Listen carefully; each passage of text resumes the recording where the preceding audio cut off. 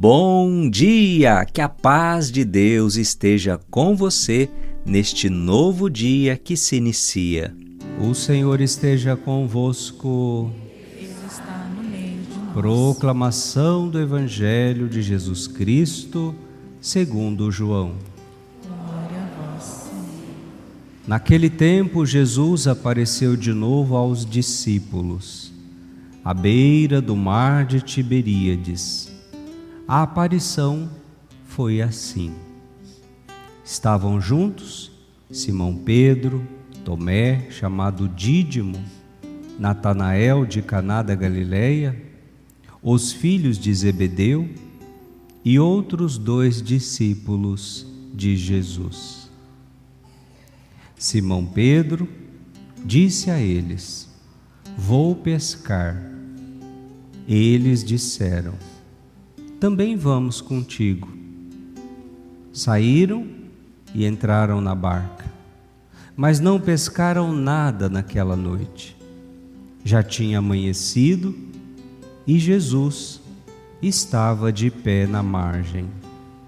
Mas os discípulos não sabiam que era Jesus. Então Jesus disse: "Moços, tendes alguma coisa para comer?" Responderam: "Não." Jesus disse-lhes: "Lançai a rede à direita da barca e achareis." Lançaram, pois, a rede e não conseguiram puxá-la para fora, por causa da quantidade de peixes. Então, o discípulo a quem Jesus amava disse a Pedro: "É o Senhor." Simão Pedro, ouvindo dizer que era o Senhor, vestiu sua roupa, pois estava nu, e atirou-se ao mar. Os outros discípulos vieram com a barca, arrastando a rede com os peixes.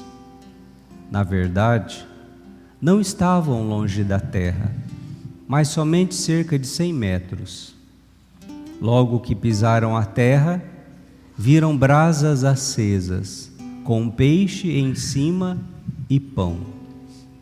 Jesus disse-lhes: "Trazei alguns dos peixes que apanhastes." Então Simão Pedro subiu ao barco e arrastou a rede para a terra. Estava cheia de 153 grandes peixes, e apesar de tantos peixes, a rede não se rompeu.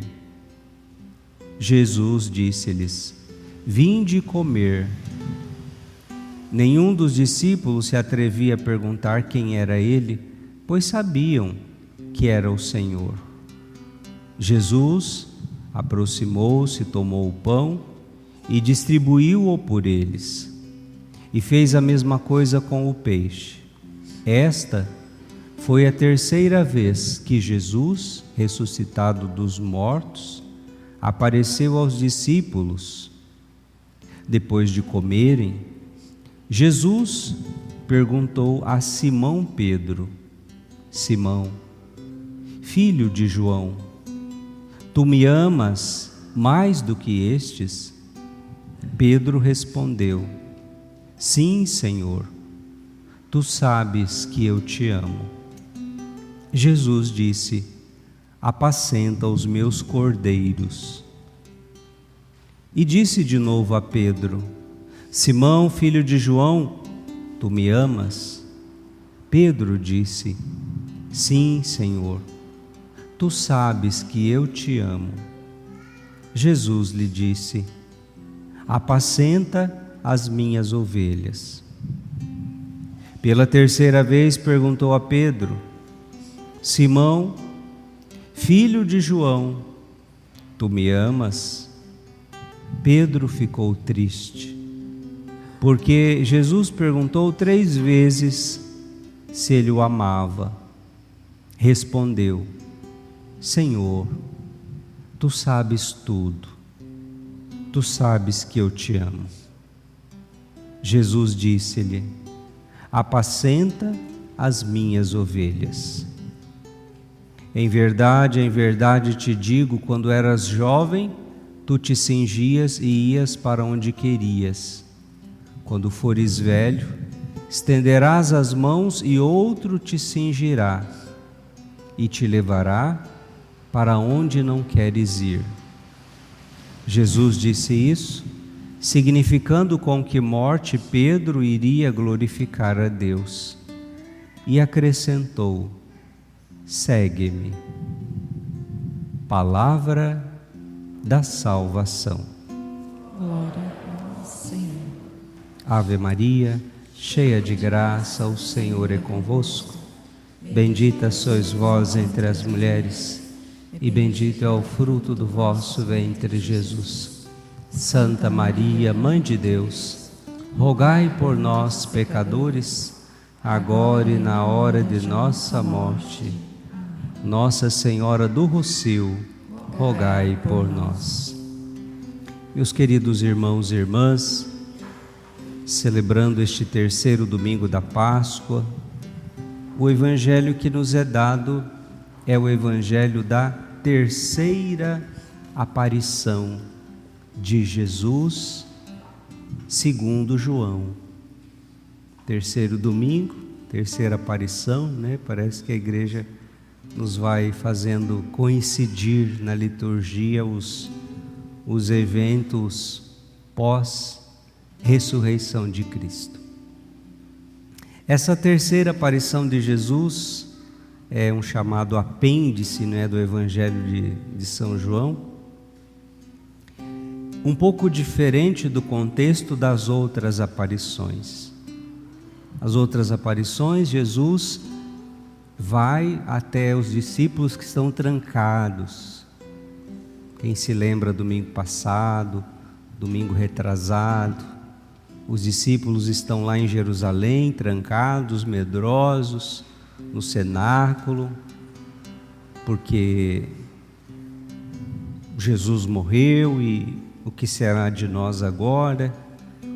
E aí Jesus aparece, a portas fechadas, trancadas, sopra sobre eles, pergunta se tem alguma coisa para comer e Jesus então desaparece. Mas nessa aparição de hoje foi bem diferente. João começa dizendo que Pedro estava lá de boa, estava lá de bobeira, estava lá chutando lata, sem fazer nada. Aí o que ele falou? Quer saber de uma coisa? Eu vou pescar. Alguém quer ir comigo pescar? Aí todo mundo, todo mundo queria pescar. Será que Pedro estava nervoso? Diz que quando está nervoso tem que pescar, não é? Será que resolve mesmo? Cadê os pescadores aqui da igreja? Ora, parece que a coisa não está batendo com os outros evangelhos. Eles não tinham deixado tudo para seguir Jesus? Eles não tinham deixado família, profissão, tudo, para serem pescadores de homens?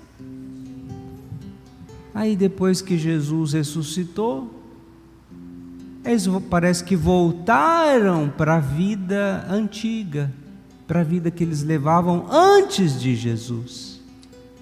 Foram pescar, como se tivesse que evangelizar o mundo, pregar, anunciar Jesus, né, converter as pessoas, salvar as almas.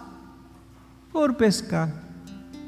Então, essa pescaria, ela é simbólica. João está querendo aqui colocar a igreja no início, quando Jesus voltou para o Pai. Porque Jesus disse aos discípulos o quê? Ide pelo mundo e pregai o evangelho a toda criatura. Então esse eu vou pescar de Pedro, o chefe dos apóstolos, o primeiro papa da igreja, é o quê? eu vou pescar homens, eu vou evangelizar, eu vou viver a missão que Jesus me confiou. Vamos, quem vem comigo? Na verdade é essa pescaria. A barca representa a igreja, os apóstolos. A pescaria é justamente ir ao mundo, levar a boa nova de Jesus, trazer os homens para Deus, trazer o ser humano para Deus, trazer as mulheres para Deus. E assim a igreja começa. Mas vejam vocês que já no início as dificuldades. O Evangelho diz que eles tentaram, pescaram a noite inteira, mas não pegaram nada. Quer dizer, o mar não estava para peixe. Tentaram, pescaram a noite inteira, mas não pegaram nada. E eis que amanhece o dia. Eles lá na barca, desanimados, cansados, já vamos voltar, né? Não conseguimos nada mesmo. Ou seja, a evangelização não estava dando aqueles frutos que eles acharam, né? Foram com tanta boa vontade. E eis que lá na margem um homem aparece, um desconhecido, que ele não dá 100 metros de distância, não dá para identificar. Mas aí o homem gritou: ei, moços, tendes alguma coisa para comer? Engraçado que o danado de Jesus, toda vez que aparecia ressuscitado, ele queria comer, né? Uma fome que essa ressurreição dá que eu nunca vi. Toda a vida, né? Ele queria: tendes alguma coisa para comer? Não. E aí o homem, que eles não perceberam que era Jesus, aí ele dá uma ordem: joguem as redes do lado direito da barca. Aquele clique, né? Eu acho que a gente já ouviu isso uma vez. E quando a gente obedeceu, choveu de peixe. Eles jogam as redes, os peixes em abundância, a ponto das redes quase se romperem e encherem toda aquela barca. A essa altura do campeonato, alguém reconheceu: é o Senhor. Sem que Senhor? É Jesus. O Kyrie, o Senhor. E aí, quem era esse que reconheceu? João, o discípulo amado. Porque o amor é quem reconhece, mesmo longe, mesmo distante. Pedro, né, como ele era mais assim, vamos dizer assim, descontrolado, né, ansioso, ele pula no mar e vai nadando antes que os outros, para chegar primeiro. E aí Jesus já esperava eles com um foguinho aceso, umas brasas, uns peixes já assando ali e pães. Quando os outros discípulos chegam com a barca, aí então Jesus pede: tragam as redes para a gente pegar alguns peixes para assar.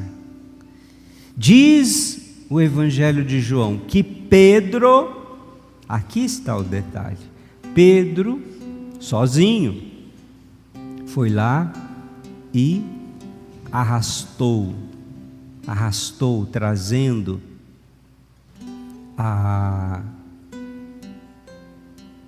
rede. Simão Pedro subiu ao barco e arrastou a rede para a terra. Ela estava cheia de 153 grandes peixes, e apesar de tantos peixes, a rede não se rompeu. O que é o número 153 aqui? Provavelmente diz que era as espécies catalogadas naquele mar, naquele lago de Tiberíades, era de 153 tipos de peixe, ou seja, então todos os tipos. Mas por que todos os apóstolos não ajudaram, não vieram junto com Pedro? Diz João que Pedro subiu no barco e arrastou a rede para a terra. Por quê? Porque esta é a missão de Pedro. Porque esta é a missão do Papa.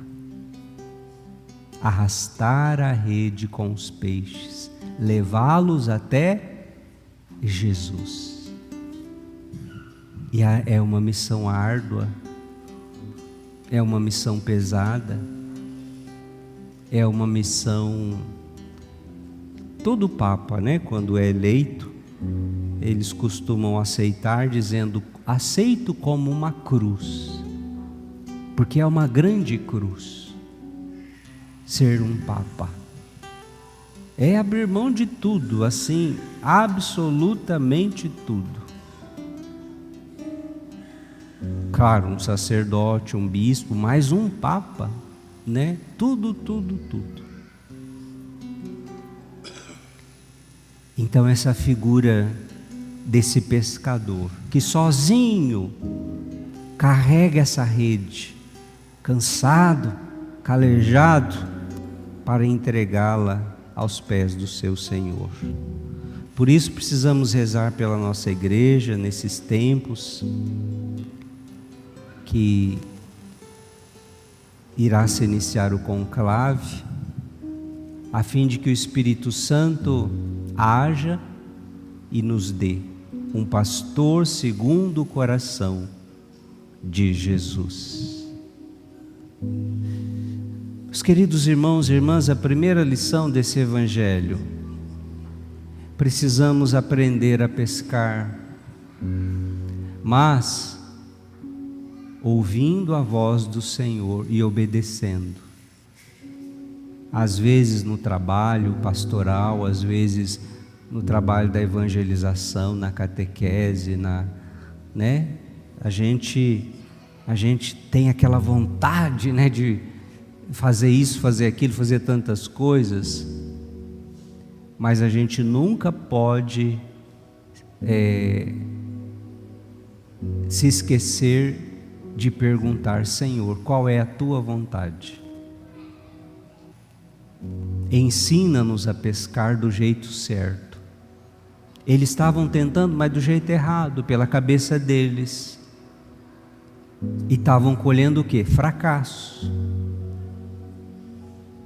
Por isso a gente precisa ter sintonia com Jesus, vida de oração, intimidade com o Senhor, porque senão a gente não consegue escutar a voz dele falando: vai por aqui, não vai por ali, vai por esse caminho, isso aqui não.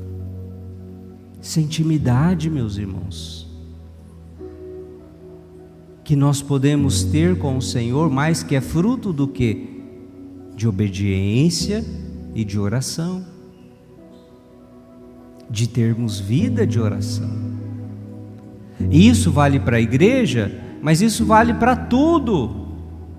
Na sua família, no seu trabalho, você tem que ouvir a Deus e acolher a direção que Deus te dá. Mas o ser humano é tão cabeça dura que fica dando murro em ponta de faca e não aprende. Mas eu vou pela minha cabeça. Eu que sei como é que funciona. Não, sejamos humildes e nos submetemos à vontade de Deus. Padre, mas eu não sei qual que é a vontade de Deus. Busca, dobra o teu joelho e reze, se coloca em oração. O Senhor fala a teu servo, pede uma palavra para o Senhor, abre a tua Bíblia e lê. Deus fala com a gente. Mas muita gente prefere o que? A sua autossuficiência, ir pela sua cabeça. E aí vai continuar muitas vezes, né? Nessas noites escuras, fracassadas da vida. Enquanto Deus tem abundância para você, filho, filha. Então aprendamos a ouvir e obedecer a voz de Deus. A última mensagem, a última aprendizado desse evangelho. Pedro, tu me amas mais do que estes? Aqui a tradução, o Evangelho de São João foi escrito em grego. E o grego ele tem muitas, é uma língua que dá assim, várias interpretações, às vezes uma mesma palavra que é dita. E às vezes no português a gente não tem a palavra certinha para aquilo que significa lá na cultura e na mentalidade grega. Mas, resumindo a coisa, quando Jesus pergunta: Simão, filho de João, tu me amas mais do que estes? A primeira vez que Jesus pergunta, Jesus usa o verbo ágape. Existe o amor ágape, o amor filia e o amor eros. O amor ágape é o amor de Deus, é o amor mais elevado, é a plenitude do amor. O amor filia é o amor fraterno, é o amor de irmão. É amor, mas não é como o ágape. Ele está abaixo. E o amor eros é o sentimento, a paixão, aquela coisa assim, muito do humano, que está abaixo do filia. É meio aquele amor de recompensa, Você ama, mas para receber em troca. E aí, a primeira vez que Jesus pergunta, Jesus usa o ágape, tu me amas, ou seja, o amor pleno, o amor, plenitude do amor. E aí Pedro responde: não, eu te amo.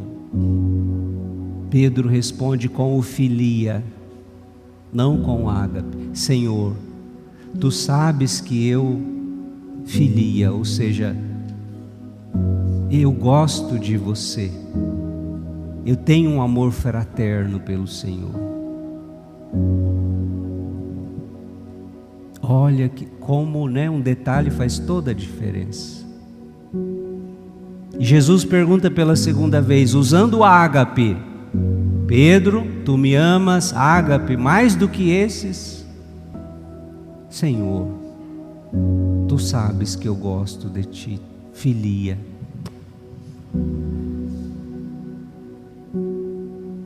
Pela terceira vez, Jesus pergunta, mas na terceira vez Jesus desce. Jesus usa o filia. Olha o coração de Jesus, olha a compaixão de Jesus. Eu sei, o seu amor ainda não está à altura, não é o amor pleno, mas o que você tem para mim já é suficiente. Pedro, tu me amas no sentido de filia mais do que esses. E aí Pedro fica triste porque Jesus teve que descer, não foi Pedro que elevou, Jesus desceu. Senhor, tu sabes tudo, tu sabes que te amo, filia, amor fraterno. Mais um dia Pedro chegou ao ágape. Jesus vai profetizar: quando ficares velho, outro te cingirá e te levará para onde não queres ir. Pedro morreu mártir, deu sangue, e não quis se igualar a Jesus, e aí pediu para ser crucificado de cabeça para baixo. ágape, o amor total, o amor absoluto, o amor que se dá sem reservas. Mas Jesus respeitou o processo de Pedro. Assim é Jesus conosco. Por isso Jesus pergunta a cada um de nós, te chamando hoje pelo teu nome: tu me amas? Diante da resposta de Pedro, o que Jesus confiou a ele? Apacenta as minhas ovelhas. É isso que nós precisamos, amar. E no amor, cuidar daqueles que Deus nos confia. Um pai, uma mãe dos seus filhos, dos seus afilhados, os avós dos seus netos, os seus filhos, catequista dos seus catequizandos. Quantas pessoas às vezes Deus nos confia no trabalho? Às vezes você tem pessoas que estão subordinadas a você. Existe ali um pastoreio. E antes de qualquer título, qualquer diploma, não sei o que, PhD, não sei mais das quantas, o que Jesus precisava ver no coração de Pedro? O amor. Porque não adianta nada ter todas essas coisas se não tiver o amor. E isso vale também para nós. Estamos na igreja. Quantos aqui estão em alguma pastoral? Algum grupo? Algum ministério? E aí a pergunta que Jesus lança sobre você, sobre mim: você tem amor no seu coração? Então apacenta, então cuida. Estamos cuidando uns dos outros? Estamos nos pastoreando? Porque às vezes na vida de igreja a gente quer tratar tudo como, sei lá, uma empresa, uma instituição, uma burocracia. E é irmão que desentende com o irmão que não tem paciência com o irmão, um que não se dá com o outro, qualquer coisa que um fala o outro já está levando, não gosta, se queima, quer retrucar, quer responder, quer dizer tipo, você não manda em mim. Que feio isso, né, gente? Claro que em qualquer lugar já é feio, mas dentro da igreja é mais feio, é vergonhoso. E tem isso na igreja? Tem. Falta caridade, falta amor. Portanto, vamos deixar que o Cristo ressuscitado transforme o nosso coração, para que a nossa fé seja uma fé verdadeiramente de testemunho, e testemunho de amor a Deus e aos irmãos. Glória ao Pai, ao Filho e ao Espírito Santo, como era no princípio, agora e sempre.